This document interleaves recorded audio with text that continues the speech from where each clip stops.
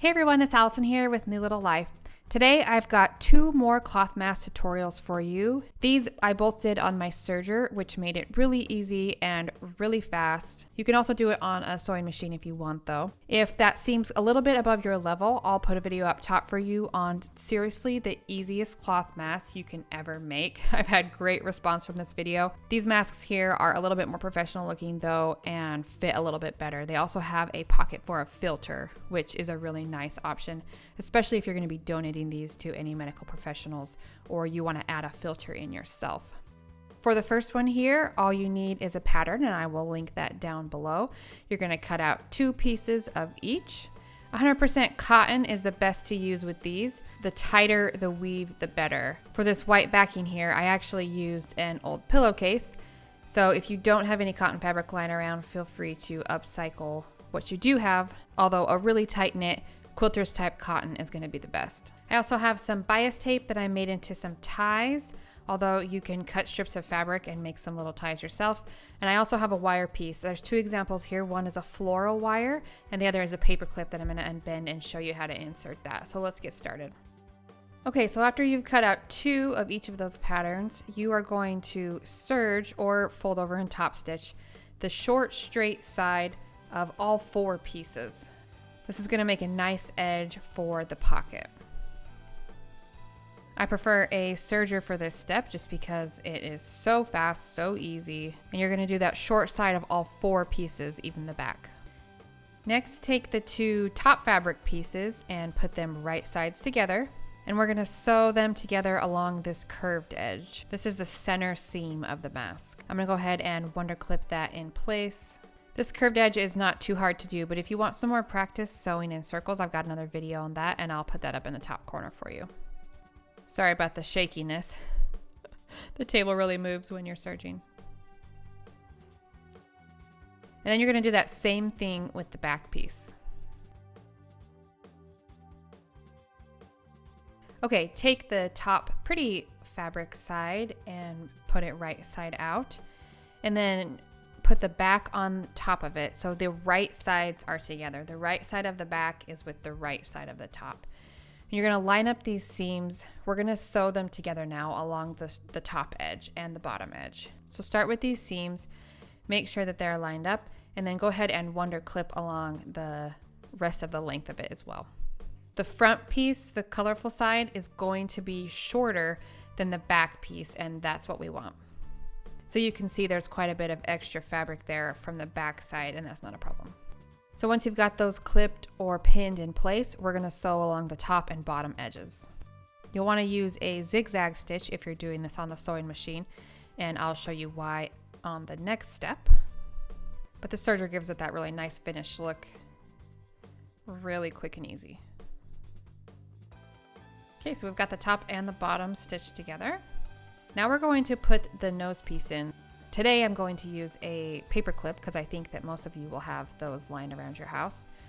You just need to straighten it out, and then we're going to just thread it inside that stitching. So if you did this on your sewing machine, I told you to use a zigzag stitch, which is what you want, and you'll just thread this right into that zigzag stitch. With the serger, it's even easier. You just thread it straight in there and it should stay and wash up just fine like that. Okay, that wire's all the way in there. Go ahead and turn it right side out. And then at this step, if you want to give it a quick iron, you definitely could. It would help you with the next part. I'm not going to iron it to show you what that looks like, but the first one I made, I did, and it actually was quite helpful just to get those seams to lay flat. So I'm going to jump over to my sewing machine for one last little stitch to make the casings, and then we're finished with this mask. If you don't have a sewing machine, only a serger, you can just hand stitch this next part. It's really, really easy. Okay, so here we are over on the sewing machine, and in this step we're making the casing that holds the ties. So all we're going to do is fold over that extra backing piece. You can pin it here if you want. I definitely prefer wonder clips. There's no holes in my fabric and I think that they hold it and function better. I'll put a link down below for you for some wonder clips. Make sure you're not folding over the back over the front piece. We want that little pocket right there so that we can add a filter if we want, especially if you're going to be donating these to a hospital or a medical professional. You want the option for them to be able to put something in there, some kind of filter, So it's important that you don't overlap them. All we're needing to do is just create a casing for the ties. So I'm going to sew right on top of that serged edge, leaving that pocket open. Once you do that on both sides, you're essentially done. You just need to thread the ties through those little casings and you're finished. I found this really interesting way of threading the ties so that it loops around the top. So instead of having two separate ties, just loop it around. They can put that over their head and then you tie it around your neck. It actually works really, really well. And your tie can be a little bit shorter too, so that's great. The ties I'm using here are about 50 inches long. You can make them out of bias tape. You can make them out of extra fabric. If you're doing this on your serger, just cut a 3/4 inch strip, fold it in half, and then serge along that raw edge. Super, super easy. The one I'm using here is actually some bias tape that I just used a zigzag stitch on my sewing machine to make it into a tie. Very easy.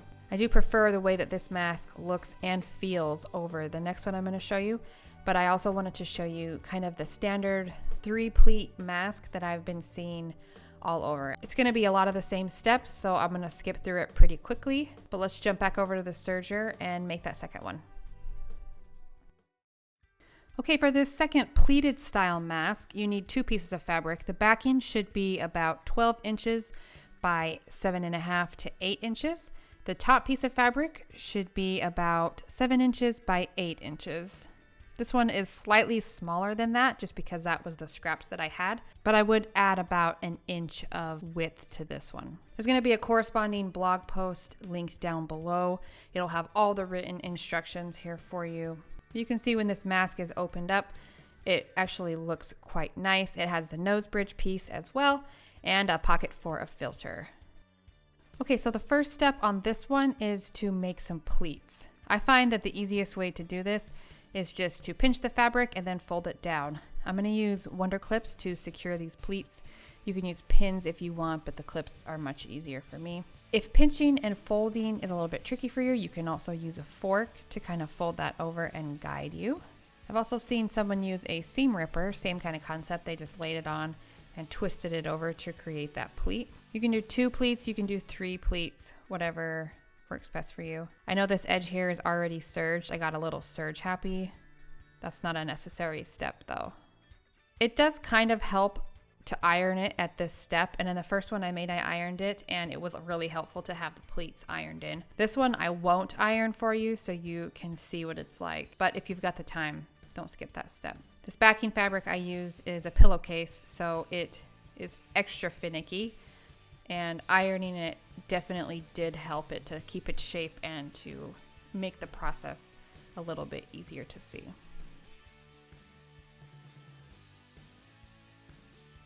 And you do just want to check and make sure that they are roughly the same width. I know it's a little bit difficult to see here, but they are about the same width on both sides, so that's great. Okay, I'm just going to serge this edge down and solidify those pleats in there. And I'm going to go ahead and do that on both sides. This is where that ironing step really helps to keep the pleats where you want them. And then we're also going to do that to the back piece as well. Okay, the next step is to attach these together. So with the right sides together, you're going to find the middle of both pieces and then clip it down in place. Just like the other mask before, the back piece is going to be longer on both ends than the front piece, and that's what you want. And then just serge or zigzag stitch all along the top and bottom to attach the pieces together.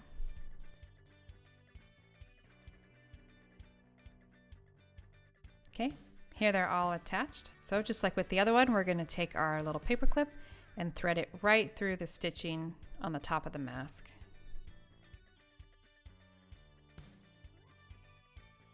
Turn the mask right side out, and then again we're going to hop over to our sewing machine to finish up just the last stitch. If you want to iron it at this step, you definitely can as well.